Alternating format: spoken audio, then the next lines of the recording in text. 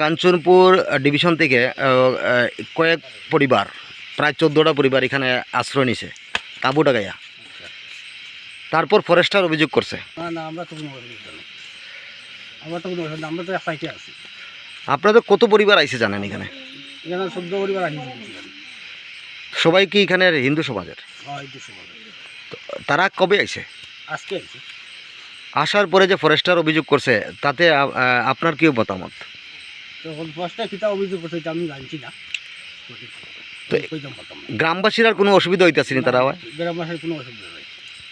আসলে জায়গাটা কি কার? এটা ফার্স্টের জায়গা।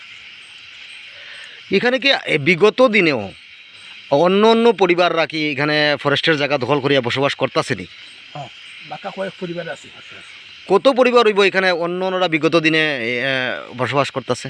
30-35 পরিবার আছে। 30-35 পরিবার আগেই